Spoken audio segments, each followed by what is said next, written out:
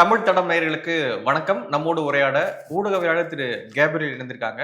வாங்க அவரோட பேசுவோம். அதற்கு முன்பாக சேனலை தொடர்ச்சியா பார்க்குறீங்க, மிக்க நன்றி. அப்படியே அந்த சப்ஸ்கிரைபும் பண்ணி விட்டுருங்க. உங்களுடைய ஆதரவு தேவைப்படுது. ஸோ நிறைய பண்ணிக்கிட்டே இருக்கீங்க, அவங்களுக்கும் நன்றி. இன்னும் பண்ணாதவங்க பண்ணிட்டு வீடியோ பாருங்க, மகிழ்ச்சியா இருக்கும். வணக்கம். வணக்கம். நேற்று மிகப்பெரிய ஒரு நிகழ்ச்சி நேரு ஸ்டேடியத்தில் வந்து நடந்தது. என்ன நிகழ்ச்சி அப்படின்னு பார்த்தீங்கன்னா, கல்வியில் சிறந்த தமிழ்நாடு அப்படின்ற டைட்டிலில் தமிழ் புதல்வன் மற்றும் புதுமை பெண் திட்டத்தினுடைய இந்த கல்வியாண்டுக்கான தொடக்க விழா அப்படின்னு சொல்லிட்டு கல்வியில் சிறந்த தமிழ்நாடு அப்படின்ற டைட்டில் வச்சு நடத்தியிருந்தாங்க. அதற்கு தமிழ்நாடு முதலமைச்சர் மற்றும் தெலுங்கானா முதலமைச்சர் ரேவந்த் ரெட்டி உள்ளிட்டோர் வந்து கலந்துக்கிட்டாங்க. அது மட்டும் இல்லாம ஒரு சினிமா பட்டாளமே வந்து கலந்துக்கிட்டு மேடையில் வந்து பேசியிருந்தாங்க. அந்த திட்டத்தின் மூலயமாக பயன்பெற்ற மாணவர்களும் வந்து பேசியிருந்தாங்க. எப்படி பார்க்குறீங்க இந்த திட்டத்தை? நிறைய விமர்சனங்களும் எழுந்திருக்கு. ப்ராப்பராக இன்னும் அரசு பள்ளிகள், கல்லூரிகள்லாம் செயல்படாமல் இருக்கு. ஆசிரியர்கள் போதிய அளவில் இல்லை, கட்டடங்கள் இல்லை, ஆய்வகங்கள் இல்லை, இப்படியான நிறைய குற்றச்சாட்டுகள் வந்துக்கிட்டே இருக்கு. அப்படி இருக்கும் பொழுது இவ்வளோ பெரிய கிராண்டா வந்து நம்ம இந்த நிகழ்ச்சியை பண்ணியாக வேண்டிய தேவை இருக்கா அப்படின்ற விமர்சனம்லாம் வந்திருக்கு. எப்படி பார்க்குறீங்க? இப்போ திமுக பவருக்கு வந்ததுல இருந்து அவங்க பப்ளிசிட்டிக்கு பெரிய முக்கியத்துவம் கொடுக்குறாங்க. இந்த நிகழ்வை பார்க்கும் போதும், கல்வியில் சிறந்த தமிழ்நாடு அப்படின்ற நிகழ்வை பார்க்கும் போதும் இங்கேயும் அவங்க பப்ளிசிட்டிக்கு ரொம்ப முக்கியத்துவம் கொடுக்குறாங்க. பெரிய ஒரு வாய்ஸ் கிரியேட் பண்ணணும், பப்ளிசிட்டி கிடைக்கணும், எல்லாரும் பார்க்கணும், எல்லாரையும் திரும்பி பார்க்க வைக்கணும். ஆக்சுவலா கிரவுண்ட்ல பெரிய ஒர்க் நடந்திருக்கானா ஒன்றும் பெருசா நடக்கல. ஆனா இந்த பப்ளிசிட்டி மோகம் இருக்கு பாருங்க, இது ரொம்ப அதிகமா இருக்கு. சினிமாக்காரங்க அத்தனை பேர் வராங்க. எனக்கு புரியல, சினிமாக்காரங்களுக்கு அங்க என்ன வேலை? இன்ஃபேக்ட் இப்ப நீங்க பேரண்ட்ஸ்ட்ட போய் கேளுங்க, உங்க குழந்தை படிக்காம இருக்கிறதுக்கான முக்கியமான காரணம் என்னன்னு கேட்டா அவங்க என்ன சொல்லுவாங்க? சினிமா பார்த்துட்டு இருக்காங்க, விஜய், சூர்யா, அது இதுன்னு இந்த நடிகர்களுக்கு முன்னாடி போய்கிட்டு இருக்காங்க, போஸ்ட் ஓட்டிட்டு இருக்காங்க, இதான் சொல்லுவாங்க. அவங்க வீட்டுல உட்காந்து படம் பார்த்துக்கிட்டே இருக்காங்கன்னு சொல்லுவாங்க. சினிமாக்காரங்களுக்கு என்ன வேலை? கல்வியில் சிறந்த தமிழ்நாடு. ஸோ அப்ப தமிழ்நாடு கல்வியில எந்த அளவுக்கு முன்னேறி இருக்கு, கல்விக்கான தேவை என்ன, நாங்க கல்விக்காக என்னெல்லாம் பண்ணியிருக்கோம், இந்த விஷயங்களை நீங்க ஃபோக்கஸ் பண்ணலாம். நல்ல அறிஞர்கள் நிறைய பேர் இருக்காங்க, பெரிய எஜுகேஷனலிஸ்ட் நிறைய பேர் இருக்காங்க, பெரிய அறிவாளிகள், அறிவுஜீவிகள் இருக்காங்க. ஸ்டூடெண்ட்ஸுக்கு நீங்க பெரிய ஒரு விஷனை கிரியேட் பண்ணும். நீங்க நல்லா படிச்சீங்கன்னா இந்தந்த மாதிரியான வாய்ப்புகள் இருக்கு, இந்தந்த மாதிரியான பெரிய ஆட்கள் ஆகலாம், அவங்களெல்லாம் இன்ஸ்பிரேஷனா கொண்டு வரலாம். ஒவ்வொரு துறையிலையும் பெரிய பெரிய ஆட்கள் இருக்காங்க. இன்டர்நேஷனல் லெவல்ல நம்ம பெரிய ஆட்கள் எல்லாம் ப்ரொடியூஸ் பண்ணிருக்கோம். இப்போ வந்து உதாரணத்துக்கு சொல்லணும் அப்படின்னா, ஜிசிஎலோடைய தலைவர் சிவநாடாரை கூட்டு வந்திருக்கலாம். அதே போல வந்து சிவம், இஸ்ரோவுடைய தலைவராக சிவம் அல்ல அண்ணாதுரை, இது போன்ற அறிவாளிகளை கூட்டு வந்து நீங்க அந்த நிகழ்ச்சி நடத்திருந்தீங்கன்னா இன்னும் நல்லா இருந்திருக்கும். இவங்க தான் இன்ஸ்பயர் பண்ணணும் ஸ்டூடெண்ட்ஸை. இன்னைக்கு கூகுள், மைக்ரோசாஃப்ட் எல்லா இடத்துலயும் இந்தியன்ஸ் உட்கார்ந்துருக்காங்க. நீங்க சொன்ன மாதிரி ஷிவ்நாடார் இருக்காரு, இவரு ஜோஹோவோட ஃபவுண்டர் ஸ்ரீதர் வேம்பு அவர்கள் இருக்காங்க. எல்லாமே வெற்றியாளர்கள். அவங்கெல்லாம் தான் ஒரு இன்ஸ்பிரேஷனா இருக்கணும். எதுக்கு நடிகரை கூட்டு வரீங்க? நடிகர்கள் என்ன பண்ணிருக்காங்க எஜுகேஷனுக்காக? ஸ்டூடெண்ட்ஸுக்கு வந்து அவங்க ஒரு இன்ஸ்பிரேஷனா? எதுக்கு நடிகர்கள் வேணும்? நடிகர்கள் ஏன் இங்க வராங்கன்னா, நம்ம சொல்றோம் இல்லையா, தமிழ் மக்களுக்கு நடிகர் மேலையும் சினிமா மேலையும் ஒரு மோகம் இருக்குன்னு நம்ம பேசுறோம் இல்லையா, அதே மோகம் திமுக தலைமைக்கும் இருக்கு. திமுக தலைமைக்கு நடிகர்கள் மேலையும் நடிப்பு மேலையும் சினிமா துறை மேலையும் பெரிய ஒரு மோகம் இருக்கு. அதனால எல்லா இடத்துலயும் நடிகர்களை கூப்பிட்டு உட்கார வைக்கிறார். நடிகர்களுக்கான வேலையும் இங்க கிடையாது. ஸோ கிளியர் கட்டா பப்ளிசிட்டி கிடைக்கணும், நடிகர்கள் வந்தா பெரிய விசிபிலிட்டி கிடைக்கும், நமக்கு பெரிய ரீச் கிடைக்கும் அப்படின்றதுக்காக நடிகர்களை நீங்க சம்பந்தமே இல்லாம இந்த இடத்துக்கு கூட்டிட்டு வரீங்க. ரெண்டாவது, ரேவந்த் ரெட்டி, அதுக்கு ஒரு பொலிட்டிக்கல் இம்பார்ட்டன்ஸும் இருக்கு. ஏன்னா இப்ப ரேவந்த் ரெட்டியை கூட்டிட்டு வரும்போது ரைட், காங்கிரஸ் டிஎம்கே கட்சிகளுக்குள்ள ஒரு அண்டர்ஸ்டாண்டிங் இருக்கு அப்படின்றதையும் காட்டுது. இங்க லோக்கல்ல நிறைய பிரச்சனைகள் நடந்தாலும் ரேவந்த் ரெட்டி வராருன்னா சரி, ரெண்டு பேருக்கும் மேல் இடத்துல ஒரு அண்டர்ஸ்டாண்டிங் இருக்கு அப்படின்ற விஷயத்த காட்டுது. ஆனா நான் எப்படி பாக்குறேன்னா, இப்ப நான் ஏற்கனவே பேசியிருக்கேன், இப்ப ஸ்டாலின் அவர்கள் தன்னை ஒரு பேன் இண்டியா லீடரா ப்ரொஜெக்ட் பண்ணிக்க முயற்சி பண்றாரு. இந்தியன் லெவல்ல நாங்க ஒரு தலைவர் அப்படின்ற மாதிரி ப்ரொஜெக்ட் பண்ண முயற்சி பண்றாங்க. ஸோ இதுக்கு முன்னாடி பிரேக்ஃபாஸ்ட் ஸ்கீமை எக்ஸ்பேண்ட் பண்ணும்போது பகவத்சிங் மான் வந்தாருங்க, பஞ்சாப் முதல்வர் வந்தாரு. இப்ப ரேவந்த் ரெட்டி வராரு. சோ நாங்க வந்து ஒரு மாடல் ஸ்டேட்டா இருக்கோம், நாங்க பண்ற விஷயங்களை மற்ற ஸ்டேட்ஸ் எல்லாம் வியந்து பாக்குறாங்க, அங்கெல்லாம் இம்ப்ளிமெண்ட் பண்றோம்னு சொல்றாங்க. சோ அந்த அளவுக்கு நாங்க வளர்ந்த ஒரு ஸ்டேட்டா இருக்கும்ன்ற மாதிரி மற்ற மாநில முதல்வர்கள், முக்கியமான தலைவர்கள் எல்லாம் பேச வைக்கிற வேலையும் பண்றாங்க. சோ நேஷனல் லெவல்ல ஸ்டாலினை ப்ரொஜெக்ட் பண்றதுக்காக இந்த மாதிரியான லீடர்ஸையும் அங்க கொண்டு வராங்க. ஸோ ஒன்று, உங்களுக்கு பப்ளிசிட்டி வேணும். ரெண்டாவது, உங்களை நேஷனல் லெவல்ல ப்ரொஜெக்ட் பண்ணிக்கிறதுக்கும் இதை யூஸ் பண்ணிக்கிறீங்க. இதெல்லாம் நடக்குது. சரி, இதெல்லாம் நடக்கட்டும். இன்னொரு சைடு எஜுகேஷன் நல்லா இருக்கான்ற கேள்வி இருக்கு. அதுவும் உருப்படியா இல்லை. இப்ப சொல்லப்படுற விஷயம் என்ன, மிட் டே மீல்ஸ் அரௌண்ட் 20 லட்சம் பேர் யூஸ் பண்றாங்கல்ல, அதனால ஏறக்குறைய 20 லட்சம் பேர் அதனால லாபம் அடைகிறாங்க, மாணவர்கள் யூஸ் பண்றாங்க. இது காட்டக்கூடிய விஷயம் என்ன, நம்ம எஜுகேஷன் மோசமா இருக்குன்றத அது காட்டுது. நம்ம எஜுகேஷன் நல்ல எஜுகேஷனா இருந்திருந்தா படிச்சு மக்கள் நிறைய சம்பாதிச்சு உங்களோட இந்த மிட் டே மீல் பிரேக்ஃபாஸ்ட் ஸ்கீம்லாம் நம்பி இருக்க மாட்டாங்க. உங்க எஜுகேஷன் நல்லா இருந்திருந்தா மாணவர்கள் படிச்சு நல்ல வேலைக்கு போய் பெரிய இடங்களுக்கு போயிருப்பாங்க. இன்னைக்கு கவர்மெண்ட்டை சார்ந்து இருக்க மாட்டாங்க, நீங்க போடக்கூடிய உணவை நம்பி இருக்க மாட்டாங்க. இன்னைக்கு நீங்க சொல்றீங்க நாங்க பிரேக்ஃபாஸ்ட் ஸ்கீம் எல்லாம் அனௌன்ஸ் பண்ணதுக்கு அப்புறம் டிராப் அவுட் வந்து கம்மியாயிருக்கு, அந்த டிராப் அவுட் பெர்சன்டேஜ் வந்து கம்மியாயிருக்குன்னு சொல்றீங்க. அந்த அளவுக்கு நம்ம பொருளாதார ரீதியா பின்தங்கி இருக்கோம். அது காரணம் என்ன, நம்ம எஜுகேஷன் மோசமா இருக்கு. நம்ம எஜுகேஷன் நல்லா இருந்திருந்தா இதை நம்பியா இருப்பாங்க மாணவர்கள். அவங்க படிச்சு நல்ல வேலைக்கு வந்து அவங்க குடும்பத்தை வறுமையிலிருந்து மீட்டு எடுத்திருப்பாங்க. எங்கேயோ நம்ம போயிருக்கோம். ஸோ இதெல்லாம் காட்டக்கூடிய விஷயமே என்னன்னா எஜுகேஷன் சரியில்லை. அதனாலதான் நம்ம மக்கள் இன்னும் கவர்மெண்ட்டை சார்ந்து இருக்காங்க. இது உங்களோட தோல்வி. அது போக இன்னைக்கு பாருங்க, எல்லாம் படிச்சுட்டு இன்ஜினியரிங்லாம் படிச்சுட்டு என்ன பண்ணிட்டு இருக்காங்க நம்ம மாணவர்கள், டெலிவரி பாய்ஸா இருக்காங்க, ஸ்விக்கி ஓட்டிட்டு இருக்காங்க. நிறைய யங்ஸ்டர்ஸ் பார்த்தோம்னா ஸ்விக்கியில வண்டி ஓட்டிட்டு இருக்காங்க, ஜெப்டோல வண்டி ஓட்டிட்டு இருக்காங்க. படிச்ச மாணவர்கள். அவங்களுக்கு என்ன ஓட்டணுன்ற விருப்பமா, வேற வேலை கிடைக்க மாட்டேங்குது. இதை நான் ஏன் சொல்றேன்னா எஜுகேஷனோட குவாலிட்டியும் மோசமா குறைஞ்சிடுச்சு. இன்னைக்கு நீங்க இண்டஸ்ட்ரியலிஸ்ட் எல்லாம் பேசுங்க, அவங்ககிட்ட நீங்க பேசுனீங்கன்னா வாய்ப்புகள்லாம் ஏகப்பட்ட வாய்ப்புகள் கொட்டி கிடக்குதுங்க. இன்வெஸ்ட் பண்றதுக்கு எல்லாமே ரெடியா இருக்காங்க. குவாலிட்டியான ஸ்டூடெண்ட்ஸ், குவாலிட்டியான லேபர் இங்க இல்ல, ஸ்கில்டு லேபர் இங்க இல்ல. எல்லாம் படிச்சு வராங்க, கையில ஒரு டிகிரி வச்சிருக்காங்க, ஆனா அதை தாண்டி பெரிய ஸ்கில் எதுவும் அவங்களுக்கு இல்ல. ஸோ ஓவரால் எஜுகேஷனோட குவாலிட்டியே இங்க கம்மியா இருக்கு. நம்ம எஜுகேஷன்றத ஒரு மாதிரி ஒரு என்ன சொல்றது, ஒரு அரசியலுக்கான கேம்பெயின் மெட்டீரியலா நம்ம யூஸ் பண்ணிட்டு இருக்கோம், ஒரு சடங்கு மாதிரி. ஆமா, எல்லாருக்கும் எஜுகேஷன் இருக்கு, எல்லார் கையிலயும் ஒரு டிகிரி இருக்கு.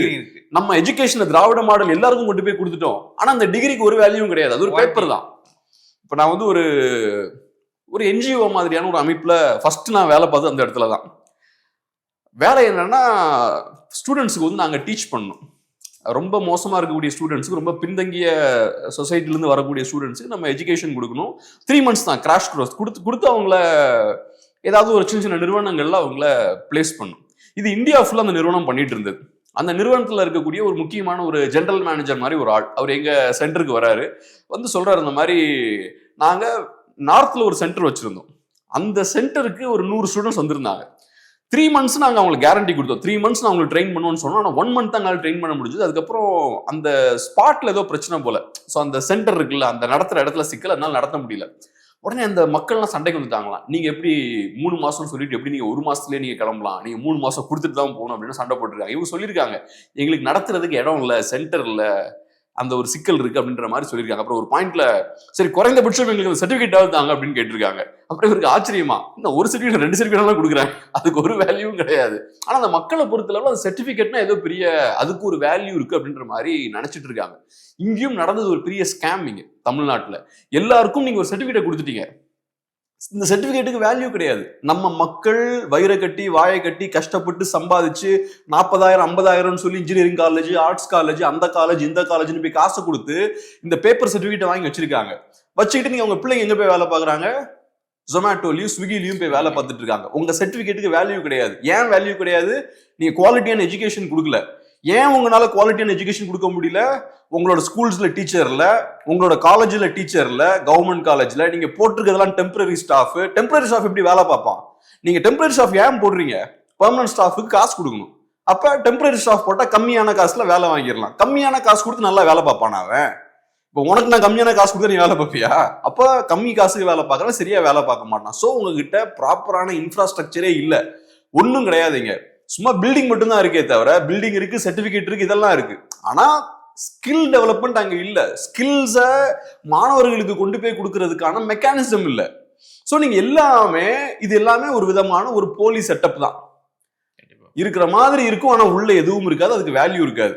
இந்த ஸ்கில்டு அப்படிலாம் தாண்டி வேற ஏதாவது டெக்னிக்கல் ஸ்கில் அப்படின்லாம் தாண்டி முதல்ல லாங்குவேஜே மாணவர்களுக்கு லேகா இருக்கு. தாய்மொழியும் அவங்களுக்கு ப்ராப்பரா எழுத படிக்க பேச அதெல்லாம் இலக்கண படி இல்லாம பண்ண தெரியல. அது ஒரு அது பெரிய பின்னடைவு அவங்களுக்கு. இன்னொன்னு ஆங்கிலம் தான் இன்னைக்கு உலகம் அப்படின்ற அளவுக்கு மாறி போச்சு. ஆனா அரசு பள்ளிகள்ல படித்துட்டு வரக்கூடிய மாணவர்களுடைய அந்த ஆங்கிலம் படிக்கணும் அப்படின்ற ஏக்கம் இருக்குங்களே, அதெல்லாம் வந்து பெரிய ஒரு ஏக்கம். ஒரு ஒரு கான்வென்ட்ல படிச்சுட்டு வரக்கூடிய ஒரு பையன் வந்து இந்த நுனி நாக்குல இங்கிலீஷ் பேசும்பொழுது, அரசு பள்ளியில படிச்சுட்டு வரக்கூடிய, அரசு உதவி பெறும் பள்ளியில படிச்சுட்டு வரக்கூடிய மாணவர்கள் அதை பார்த்து ஏங்குறான் பாத்தியா? அந்த ஏக்கத்தை இன்னும் இந்த அரசு வந்து போக்கவே இல்லை. அந்த மாணவர்களுக்கு அந்த ஆங்கிலத்தை வந்து இன்னும் ஒழுங்கா தரல, தாய்மொழியும் இன்னும் ஒழுங்கா தரல. நம்ம டெக்னிக்கலான ஸ்கில் தரணும் அப்படின்றதான் தாண்டி முதல்ல லாங்குவேஜே மாணவர்களுக்கு லேகா இருக்கு. அதிலே அரசு பள்ளிகள் கோட்டை விடுறாங்க அப்படின்னு நினைக்கிறேன். கண்டிப்பா முக்கியமான விஷயம் அது. இப்ப மொழி இல்லைன்னா, மொழி தானே உங்களுக்கு மீடியம். மொழி வழியா தானே நீங்க மற்ற விஷயங்களை கத்துக்கிறீங்க. Science, technology, physics, chemistry, geography, geometry எல்லாமே மொழி மூலமா தான் நீங்க அதை கத்துக்கிறீங்க. மொழி மேல உங்களுக்கு ஸ்ட்ராங்கான ஒரு கிரிப் இல்லைன்னா நீங்க எதையுமே கத்துக்க முடியாது. ஸோ மொழி ஒரு முக்கியமான மீடியம். அது மட்டும் இல்லாம இங்கிலீஷ் இன்னும் ரொம்ப முக்கியம். இங்கிலீஷ்ல நீங்க ஸ்ட்ராங்கா இருந்தீங்கன்னா தான் ஸ்பெஷலைஸ் பண்ண முடியும். தமிழ் இருந்தா நீங்க பேசிக்ஸ்லாம் கத்துக்கலாம். ஆனா ஒரு சப்ஜெக்ட்ல நீங்க டீப்பா போகணும்னா இங்கிலீஷ் உங்களுக்கு வேணும். ஏன்னா உலகம் முழுக்க இருக்கக்கூடிய இன்ஃபர்மேஷன், நாலேஜ் எல்லா விஷயங்களையும் ஆங்கிலத்துல டிரான்ஸ்லேட் பண்ணி வச்சிருப்பாங்க. தமிழ்ல எல்லாமே இருக்காது, ஹிந்தில எல்லாமே இருக்காது, சைனீஸ்ல கூட எல்லாம் இருக்காது. ஆனா ஆங்கில மொழியை கத்துக்கிட்டீங்கன்னா எல்லா நாலேஜும் எல்லா ரிசோர்ஸும் ஏறக்குறைய மற்ற மொழிகளை விட அதிகமா ஆங்கில மொழிகள்ல மொழிபெயர்ப்பெல்லாம் பண்ணி வச்சிருப்பாங்க. ஸோ நீங்க ஸ்பெஷலைஸ் பண்ணணும்னா உங்களுக்கு ஆங்கிலம் வேணும். அது போக அதெல்லாம் ரொம்ப பெரிய விஷயம் நான் சொல்றது. சாதாரணமா ஒரு கம்பெனில வேலைக்கு போகணும்னா ஹெச்ஆர் எந்த மொழியில பேசுறாரு? நம்ம ஊர்ல hi what is your name தானே கேட்கிறாரு எடுத்த உடனேயும். அது கரெக்ட் தப்புன்றதெல்லாம் செகண்டரி. ஆனா உனக்கு வேலை வேணும்னா அதை எக்ஸ்பெக்ட் பண்றாங்க, இங்கிலீஷ்ல பேசுறாங்க. ஸோ அதுவும் அவசியம். இந்த இடத்துல நான் அரசியல் பேசிட்டு இருந்தேன்னா நான் அப்புறம் அரசியல் பேசலாம் வீட்டுல உட்காந்து, நான் அப்புறம் இன்டர்வியூக்கு போகும்போது எனக்கு வேலை கிடைக்காதுன்னா. ஸோ அதனால அவங்க என்ன எக்ஸ்பெக்ட் பண்றாங்களோ அதை செய்ய வேண்டிய வேலையும் இருக்கு. அதுவும் இங்க நடக்கல. ஸோ இங்க நடக்கிறது என்னன்னா, நமக்கு ஒரு பேப்பர் சர்டிபிகேட் மட்டும் கொடுக்குறாங்க. இந்த பேப்பர் சர்டிபிகேட்டால எந்த பிரோஜனமும் நமக்கு கிடையாது. சரி, நான் எந்த பிரோஜனமும் கிடையாதுன்னு சொல்றது ஓவர் எக்ஸாஜரேஷனா இருக்கும். பட் அதுக்கு இவங்க சொல்ற அளவுக்கு பெரிய வேல்யூ இல்லை. நீங்க படிச்சுட்டீங்கன்னா முன்னேறிடலாம், படிச்சுட்டீங்கன்னா இது நடக்கும் அது நடக்கும்னு சொல்ற அளவுக்கு பெரிய வேல்யூ அங்க இல்லை. ஸோ அதனால இதெல்லாம் ஃபோக்கஸ் பண்ணாம இந்த மாதிரி பெரிய பெரிய ஈவெண்ட்ஸ் பண்றது, நீங்களே உங்களுக்கு பாராட்டு விழா நடத்திக்கிறது, இந்த விஷயங்கள்லாம் பண்றதை விட்டுட்டு அந்த காசை உருப்படியா செலவு பண்ணுங்க. அதை செய்ய வேண்டிய விஷயங்களை கரெக்டா செய்யுங்க. ஸ்கூல்ஸை டெவலப் பண்ணுங்க. இன்னைக்கு ஸ்கூல்ஸை மூடிட்டு இருக்காங்க. நிறைய ஸ்கூல்ஸ்ல டீச்சர்ஸ் இல்லை. மாணவர்கள் நிறைய கவர்மெண்ட் ஸ்கூல்ஸுக்கு போக மாட்டேங்கிறாங்க. இன்னும் ஒரு படி மேல போய் மாணவர்களிடையே வந்து போதை பழக்கம் அதிகமா இருக்கு அப்படின்ற குற்றச்சாட்டு. குறிப்பாக பள்ளி மாணவர்கள் கஞ்சா போன்ற பழக்கங்களுக்கு அடிக்ட் ஆயிட்டு பிரச்சனை கொடுக்குறாங்க அப்படின்னு நிறைய செய்தித்தாள்கள்ல வரக்கூடிய செய்திகள் நம்மளால பார்க்க முடியுது. இதெல்லாம் நீங்க கட்டுப்படுத்தணும்ல. ஒரு ஸ்கூல் ட்ரெஸ்ஸோட போயிட்டு ஒரு மாணவன் வந்து டாஸ்மாக்ல சரக்கு வாங்குறான். அரசு நிறுவனம் அது. நீங்க என்ன பண்ணணும், ஒரு பொறுப்போட நீங்க இருக்கிறீங்க செயல்படுறீங்க அப்படின்னா, டாஸ்மாக்ல நீ எப்படா ஸ்கூல் ட்ரெஸ்ஸோட வந்து சரக்கு வாங்கு அப்படின்னு சொல்லிட்டு ஒரு ஊழியர் கேட்கணும். உங்க ஊழியர் கேட்கறானா, நல்ல வருமானம் ஆகுது, இந்த கூட இன்னும் 2 பாட்டில் வாங்கிட்டு போனி அப்படின்னு அனுப்புறாங்க. ஸோ இதெல்லாம் வச்சு பார்க்கும்பொழுது அரசு பொறுப்பு இல்லாம நடந்துகிட்டு இருக்கு.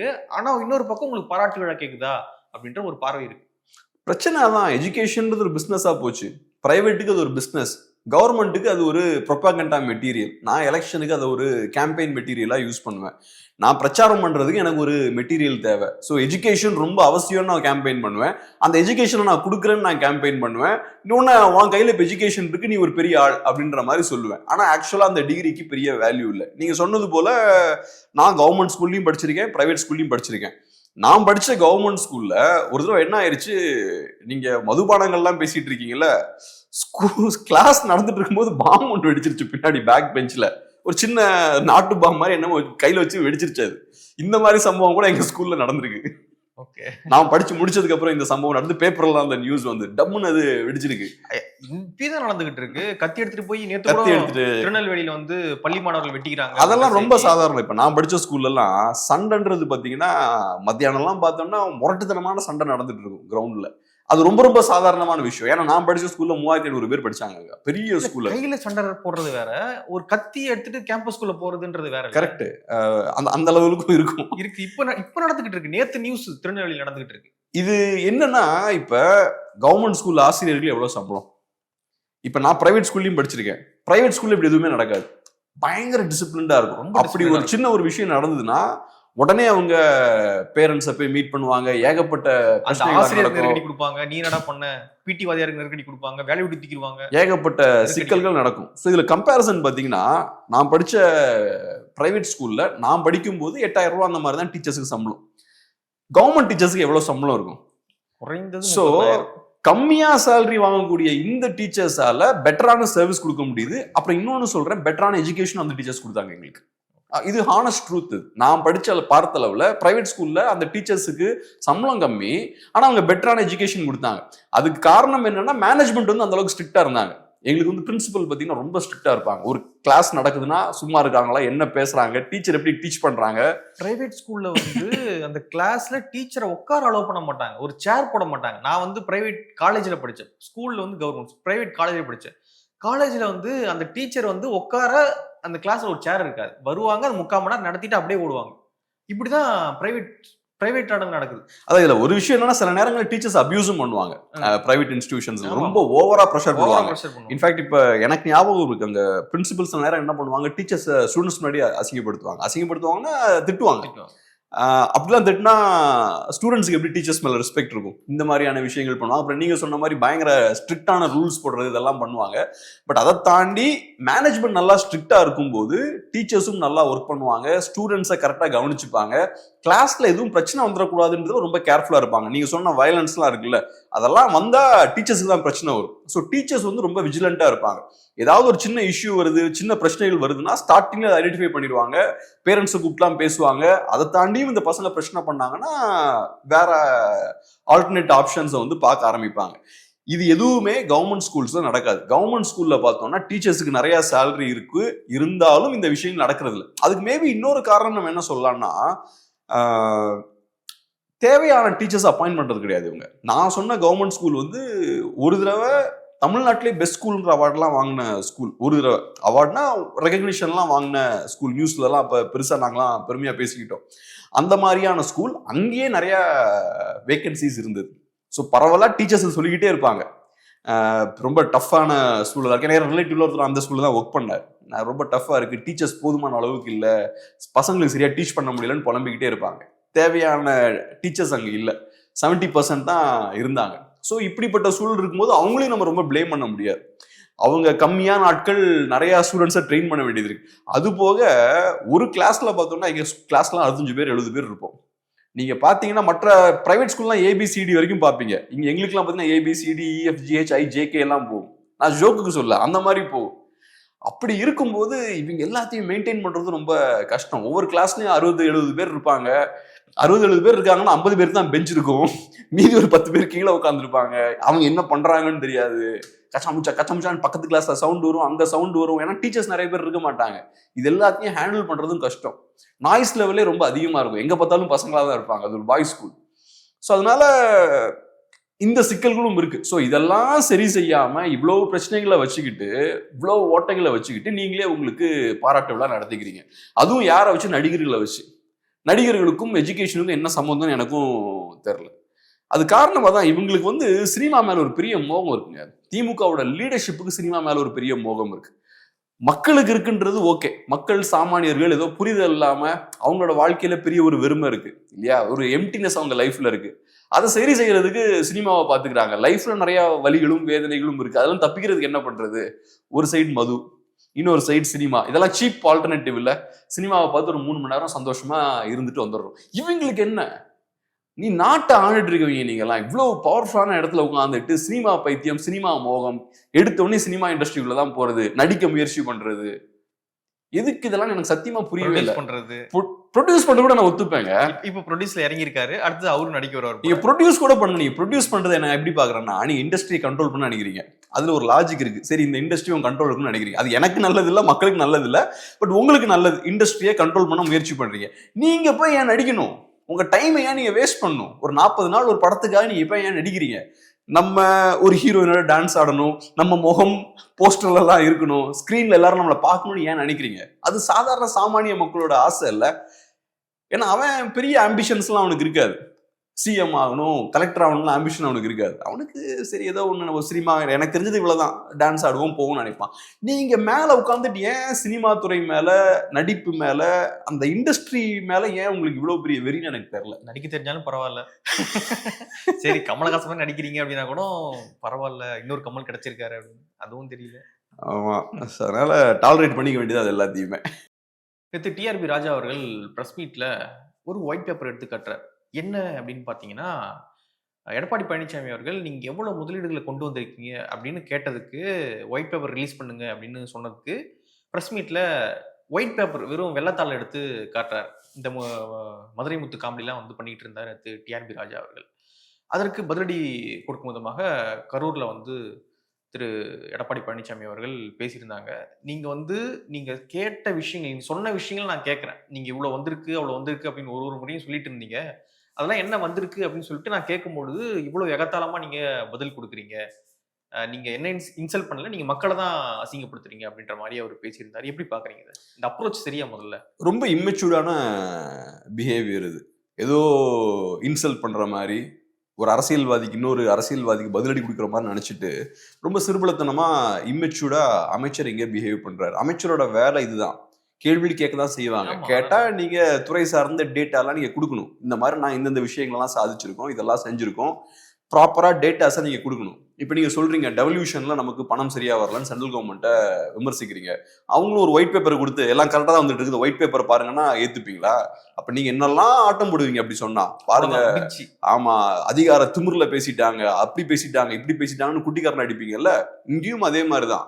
எதிர்கட்சி தலைவர் கேட்கிறாருன்னா அதுக்கு ப்ராப்பரான எக்ஸ்பிளனேஷன் கொடுக்கணும். எதிர்கட்சி தலைவராக இருக்கும் கூட அவசியம் இல்லை, யார் கேட்டாலும் நீங்க இதை கொடுக்கணும் கரெக்டா. ஒரு பத்திரிகையாளர் கேட்டாலும் அதுக்கு நீங்க பொறுப்பா பதில் சொல்லணும். அதான உங்க வேலை. ஆமா. சோ இங்க என்னன்னா, பொறுப்பா அவர் பதில் சொல்லலன்னா அவருக்கு ஏதோ சிக்கல் இருக்கு, அங்க நிறைய ஓட்டைகள் இருக்கு, இவங்களுக்கு காட்டுறதுக்கு எதுவும் இல்லைன்னா அர்த்தம். ஏன்னா நான் ஏற்கனவே சொன்ன மாதிரி இந்த லாஸ்ட் 4 years பார்த்தோம்னா இவங்க விளம்பரத்துக்கு ஏகப்பட்ட முக்கியத்துவம் கொடுக்குறாங்க. அதை தாண்டி ஆக்சுவலா என்ன வேலை நடந்திருக்குன்னு பார்த்தோம்னா பெருசா நடக்கல. ஸோ அதனால நீங்க நடந்த வேலை என்னன்னு நீங்க நெருக்கி கேட்டீங்கன்னா அவங்களுக்கு கோபம் வருது. ஒரே அட்வர்டைஸ்மெண்ட் தான், அப்படி இப்படின்னு பெரிய அட்வர்டைஸ்மெண்ட் பப்ளிசிட்டி இதை நம்பியே அவங்க ஓடிட்டு இருக்காங்க. இப்ப நம்ம ஈவெண்ட்டை பேசணும்ல, அது கூட பாருங்க. இப்ப இந்த ஈவெண்ட் நடந்துன்னு வச்சுக்கோங்களேன், இப்ப ரேவந்த் ரெட்டிலாம் வந்தார்ல, இனி அடுத்தது பாத்தீங்கன்னா நார்த் இந்தியாலாம் வீடியோ போடுவாங்க, தமிழ்நாடு எஜுகேஷன்ல வளர்ந்ததுக்கு எப்படி சீக்ரெட் என்ன அப்படி இப்படின்னு அவங்க பெருசா இங்கிலீஷ்ல ஹிந்தில எல்லாம் அவங்க உட்காந்து பேசிட்டு இருப்பானுங்க எல்லாம். ஆமா, அதெல்லாம் நம்ம புரிஞ்சுக்கலாம். ரைட், இவங்க பேக்ரவுண்ட்ல ஏதோ வேலையை பார்த்துட்டு இருக்காங்கன்னு. இப்ப ரீசெண்டா அந்த முப்பெரும் விழா நடந்தது இல்ல கரூர்ல, அதுக்கு எல்லாருக்கும் பே பண்ணி எல்லாரும் ஒரே ஸ்கிரிப்ட் வேற. நண்பர்களே, நம்ம கரூர்ல இப்ப என்ன நடந்திருக்குன்னு பாத்தீங்கன்னா தரமான சம்பவம் நடந்திருக்கு. 1 லட்சம் சேர் போட்டு 1.5 லட்சம் பேர், என்னடா 1 லட்சம்ன்றானுங்க 1.5 லட்சம்ன்றானுங்க, எல்லாமே ஒரே மாதிரி பேசுறாங்க.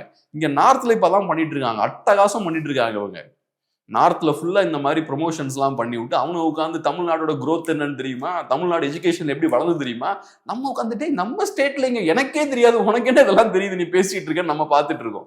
ஏன்னா அதுக்கெல்லாம் காரணம் இவங்களுக்கு வேற மாதிரியான ஆம்பிஷன்ஸ் இருக்கு, நேஷனல் ஆம்பிஷன்ஸ் இருக்கு. ஏதோ ஒரு ஸ்ட்ராட்டஜி டீமோ யாரோ உட்காந்து பிரெயின் வாஷ் பண்ணிட்டு இருக்கானுங்க. ஸோ அதை நோக்கி ஒரு நேஷனல் பிளானோட இவங்க நேஷனல் லெவலில் நம்ம செயல்படணுன்ற மாதிரி இந்த விஷயங்கள்லாம் பண்ணிட்டு இருக்காங்க. இதுவும் அப்படிதான். ஸோ இவங்க பப்ளிசிட்டிக்கு கொடுக்குற முக்கியத்துவத்தை ஆக்சுவல் ஒர்க்கு கொடுக்க மாட்டேங்கிறாங்க. ஸோ நாங்கள் இதெல்லாம் செஞ்சிருக்கோன்ற மாதிரி ஒரு தோற்றத்தை ஏற்படுத்துறாங்களே தவிர ஆக்சுவலா எதுவும் பண்ணல.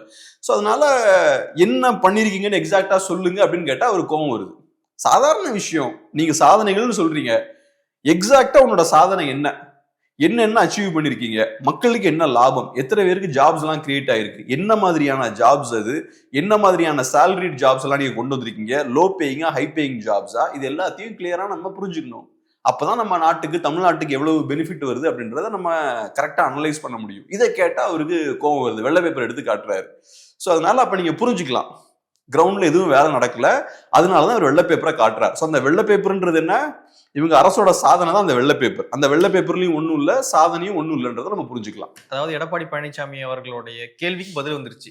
ஆமா, அதாவது அதான் பதில், மறைமுகமான பதில் வந்துருச்சு, ஒன்றும் நடக்கலாங்க அப்படின்னு. வடிவேல் இப்படி பாக்கெட் எடுத்து காட்டுவாரு, ஒன்றும் இல்லை, அந்த மாதிரிதான் இந்த பேப்பர்ல ஒன்றும் இல்லை அப்படின்றதுதான் அந்த சாதனை. ரெண்டாவது, நீங்க பேப்பரை காட்டுறீங்கன்றது ஓகே, அப்புறம் இன்னொன்னு புரிஞ்சுக்கோங்க, எதிர்கட்சி தலைவர்ன்றவர் 40% ஓட் வாங்கியிருக்காரு 2021ல. 75 சீட்ஸ்ல 75 73 ஏதோ சீட்ஸ் வாங்கியிருக்காங்க. ஸோ ரெண்டாவது பெரிய கட்சி, 40% தமிழர்கள் வாக்களிச்சிருக்காங்க.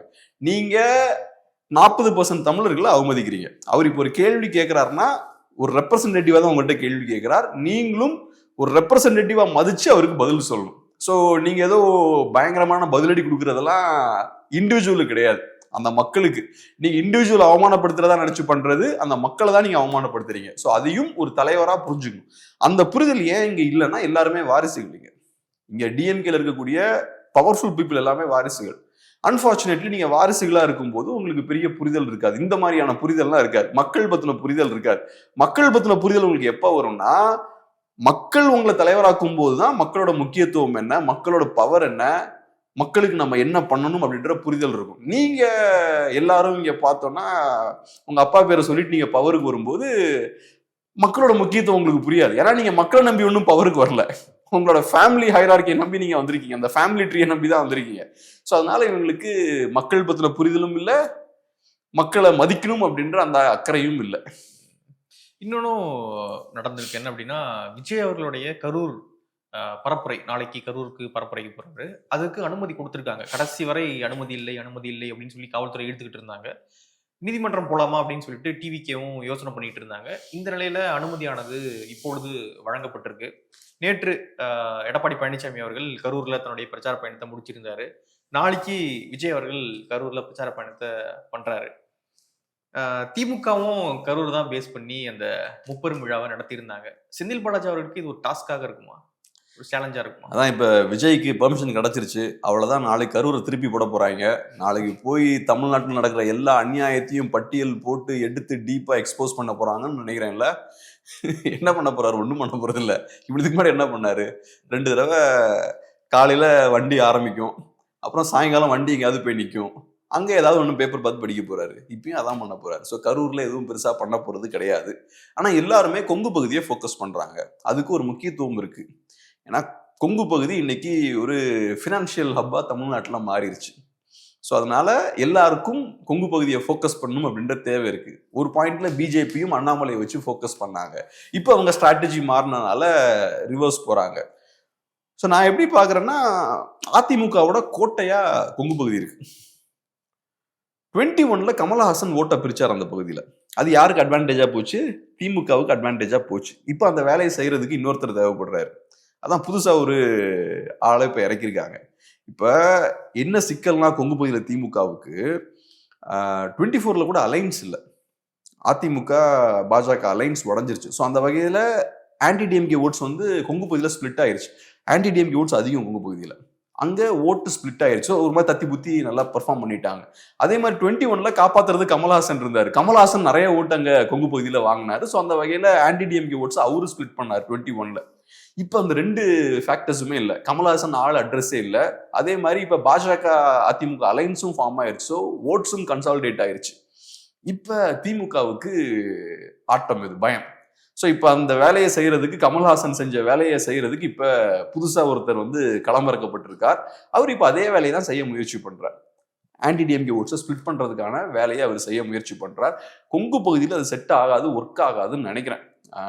திரும்பவும் ஏன் 21ல ஏமாந்துருக்காங்க அந்த மக்கள் கமல்ஹாசன்ட்ட, திரும்பவும் ஏமாற மாட்டாங்கன்னு நினைக்கிறேன்.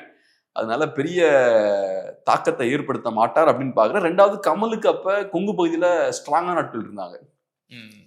கிரவுண்ட்ல வேலைகள் ஸ்ட்ராங்கான ஆட்கள் அவர் கையில இருந்தாங்க.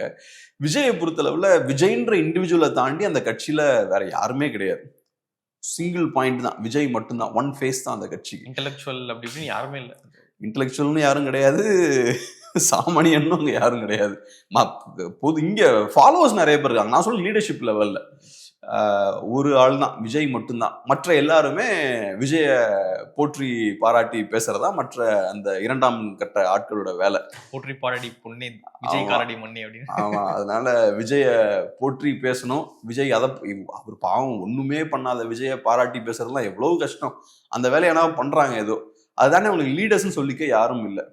ஸோ அதனால கொங்கு பகுதியை இப்பவும் ஃபோக்கஸ் பண்றாங்க. ஆனா எனக்கு என்னமோ வேற எந்த பகுதியில வேணாலும் விஜயால தாக்கத்தை ஏற்படுத்த முடியும், கொங்கு பகுதியில பெருசா தாக்கத்தை ஏற்படுத்த முடியாதுன்னு தான் நான் பாக்குறேன். கொஞ்சம் ஓட்ஸ் பிரிப்பாரு, பட் இருந்தாலும் இப்ப பிஜேபி ஏடிஎம்கே 2 பேரும் சேர்ந்து இருக்காங்க.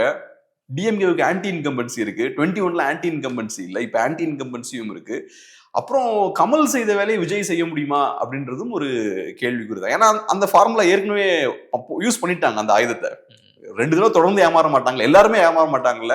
ஏன்னா போன தடவை ஓட் போட்டவங்களாம் தெரிஞ்சிருக்கும்ல, போன தடவை நம்ம ஓட் போட்டோம், நம்ம யாரை வீழ்த்துன்னு நினைச்சோம் அவன் தான் கடைசியில பவருக்கு வந்தான், யார் கமலுக்கு ஓட் போட்டதால. அந்த புரிதல் பேசிக்கா கொஞ்சமாவது இருக்கும்னு நினைக்கிறேன். ஸோ அதனால அந்த சைடு போறதுக்கான வாய்ப்புகள் ரொம்ப குறைவு. திரும்ப கொங்கு அப்படின்றது வந்து என்டிஏவுடைய அந்த கோட்டை அப்படின்னு தான் நிரூபிக்கும் அப்படின்றீங்களா 26ல? என்ன பொறுத்தளவுல கொங்கு பகுதி அதிமுகவோட கோட்டை தான், அதுல எந்த ஒரு சந்தேகமும் இல்லை. என்டிஏவா அதிமுகவா? அதிமுகவோட கோட்டை தான். என்டிஏவும் அங்க ஸ்ட்ராங்கா இருக்காங்கன்னு வச்சுப்போமே. பட் யாரு பிரைமரி ஃபோர்ஸ்னா அங்க அதிமுக தான். எதை வச்சு சொல்றேன்னா, அந்த மக்கள் எப்படி பார்ப்பாங்க, அந்த மக்களுக்கான ஒரு ரெப்ரசன்டேட்டிவ் சிஎம் ஆகிறார், அது பெரிய அச்சீவ்மெண்ட் இல்ல. ஸோ நம்ம சைட்ல இருந்து நமக்கான ஒரு சிஎம் ப்ரொடியூஸ் பண்ணிட்டோம்னா அது பெரிய ஒரு பூஸ்ட் இல்லை அவங்களுக்கு. ஸோ அப்படிதான் பார்ப்பாங்க. பிஜேபியால் அதை கொடுக்க முடியாதுல்ல. அதிமுகனால அந்த ஒரு விஷயத்த டெலிவர் பண்ண முடிஞ்சிருக்கு, ஒரு தடவை டெலிவர் பண்ண முடிஞ்சிருக்கு. அஃப்கோர்ஸ் அதுக்கு வேற காரணங்கள்லாம் இருக்கு, எலெக்ஷன் ஜெயிச்சுலாம் வரல, அதெல்லாம் ரைட். பட் இருந்தாலும் இபிஎஸ் வழியா ஒரு வாய்ஸ் வந்து அந்த மக்களுக்கு ஸ்டேட் லெவல்ல ஒரு தடவை கிடைச்சிருக்கு. ஸோ அந்த வகையில் அவங்க அதிமுகவை தான் ஒரு ஆப்ஷனா பார்ப்பாங்க. ரெண்டாவது, கொங்கு பகுதியோட முக்கியத்துவம் என்னன்னு நம்ம புரிஞ்சுக்கணும்னா, ஒரு இதை எப்படி கரெக்டா கம்யூனிகேட் பண்ணலாம்னு எனக்கு தெரியல. பட் இப்ப சசிகலா அவர்கள் ஏடிஎம்கேல பவர்ஃபுல்லா இருக்காங்க, ஜெயலலிதா அவர்கள் ஃபேஸா இருக்காங்க, சசிகலா அவர்கள் ஒரு பவர் சென்டரா இருக்காங்க. சசிகலா அவர்களோட ஸ்ட்ரென்த் என்ன? இன்னைக்கு கொங்கு பகுதி எப்படி பவர்ஃபுல்லா இருக்கோ அந்த காலத்துல சவுத் வந்து பவர்ஃபுல்லா இருந்தது. மதுரை அதை சுத்தி இருக்கக்கூடிய பகுதிகள் தமிழ்நாட்டோட பவர் சென்டரா இருந்தது. அதுக்கு பின்னாடி ஒரு கம்யூனிட்டியும் இருக்கு, கொங்கு பகுதியில் ஒரு கம்யூனிட்டி இருக்க மாதிரி அதுக்கு பின்னாடியும் ஒரு கம்யூனிட்டி இருக்கு. ஸோ அதிமுகவுக்கு ஒரு கம்யூனிட்டி அந்த டைம்ல பேக்கப் பண்றாங்க. அந்த கம்யூனிட்டி ஃபினான்ஷியலாகவும் பவர்ஃபுல்லா இருக்காங்க. ஸோ அவங்க நிறைய பணத்தை மொபிலைஸ் பண்றாங்க, அந்த ஸ்ட்ரென்த் எல்லாம் அவங்களுக்கு இருக்கு. அதிமுகலையும் அந்த கம்யூனிட்டிக்கு பெரிய செல்வாக்கு இருக்கு. அந்த காலத்துலலாம் தேவர் கட்சின்லாம் கூட அதிமுகவை சொல்லுவாங்க.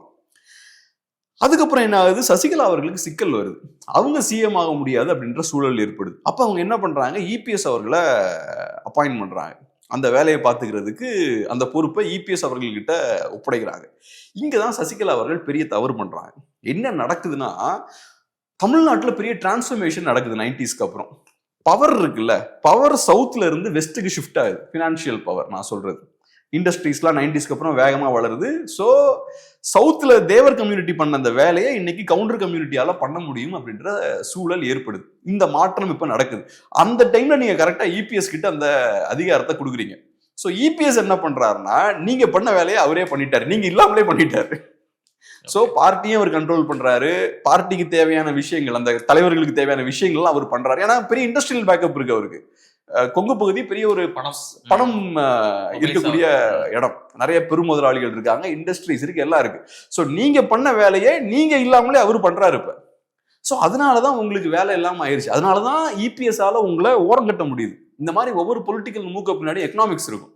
அந்த விஷயம் வந்து கரெக்டா இபிஎஸ் ஆல செய்ய முடியுது. இப்ப சசிகலா அவர்கள் சில சின்ன கம்யூனிட்டிலாம் இருப்பாங்கல்ல, சின்ன கேஸ்டா இருப்பாங்கல்ல, பெரிய பவர் இல்லாம சின்ன குரூப்பா இருப்பாங்கல்ல, அந்த மாதிரியான ஒரு குரூப்ல இருந்து ஒரு லீடரை போட்டிருந்தாங்கன்னா அந்த லீடர் சசிகலாவை சார்ந்திருந்திருப்பாரு. ஆனா சசிகலா என்ன பண்றாங்க, அவங்க பண்ற வேலையை செய்யக்கூடிய ஸ்ட்ரென்த் உள்ள இன்னொருத்தர் அப்பாயின்ட் பண்றாங்க. ஸோ அவரு உங்களை ரிப்ளேஸ் பண்ணிட்டாரு. ஏன்னா அவராலே இந்த வேலையை பண்ண முடியுமே, உங்களை ரிப்ளேஸ் பண்ணிட்டாரு. ஸோ இதை புரியாம அவங்க புரிஞ்சு பண்ணாங்களா புரியாம பண்ணாங்களான்னு தெரியல, ஆனா இந்த தவறை வந்து அவங்க பண்ணிட்டாங்க, அவங்க பாயிண்ட் ஆஃப் வியூல இருந்து தவறு. ஸோ அதனால இப்ப அந்த பகுதி பெரிய முக்கியத்துவம் வாய்ந்த பகுதின்னு எல்லாருக்குமே தெரியும், திமுகவுக்கும் தெரியும், பாஜகவுக்கும் தெரியும், அதிமுகவுக்கும் தெரியும். அது ஒரு இன்னைக்கு பெரிய முக்கியத்துவம் வாய்ந்த ஒரு பகுதி. அதனால இப்ப எல்லாருமே அதை ஃபோக்கஸ் பண்றாங்க, அதை கைப்பற்ற வேண்டிய தேவை இருக்கு. இன்னைக்கு செந்தில் பாலாஜி அந்த பகுதியில இருந்து இவ்வளவு பவர்ஃபுல்லா இருக்காரு, அது காரணம் அவரோட மினிஸ்டர் பதவி, அதெல்லாம் தாண்டி அந்த பகுதியும் அவருக்கு முக்கியத்துவத்தை கொடுக்குது. கொங்கு செந்தில் பாலாஜியோட யூஎஸ்பி என்ன, நல்லா செலவழிப்பார். முப்பெரும் நடத்தினாருன்னா நிறைய செலவழிக்கிறாரு, ஃப்ரீயா ட்ரெஸ் கொடுக்குறாரு, அத மைசூர் பாக் கொடுக்குறாரு, அது போக ஆளையும் கூட்டு வந்து உட்கார வைக்கிறாரு. கூட்டம் மழை பெஞ்சிருச்சு இல்லைன்னா வந்துடும். அதனால இதெல்லாம் அவர் பண்றாரு. ஸோ இந்த பவர் அவருக்கு எங்கிருந்து வருது, கொங்கு பகுதியில தான் வருது. ஸோ அதனால இந்த பவர் வேணும்னா உங்களுக்கு கொங்கு பகுதியில் பிரசன்ஸ் வேணும், நீங்க கொங்கு பகுதியில் ஸ்ட்ராங்கா இருக்கும். அதனால இப்ப கொங்கு பகுதியை ஃபோக்கஸ் பண்ணி எல்லாருமே டார்கெட் பண்ணிட்டு இருக்காங்க. குறிப்பா திமுகவுக்கு தேவை. விஜய் பண்ற வேலை என்னன்னா திமுகவுக்கு ரூட்டை கிளியர் பண்ணி கொடுக்குறாரு விஜய். கமல் எப்படி 21ல திமுகவுக்கு ரூட்டை கிளியர் பண்ணி கொடுத்தாரோ அதே வேலையை விஜய் இப்ப செய்ய ட்ரை பண்றார். பாப்போம், திரும்ப ஏமாற மாட்டாங்கன்னு நினைக்கிறேன்.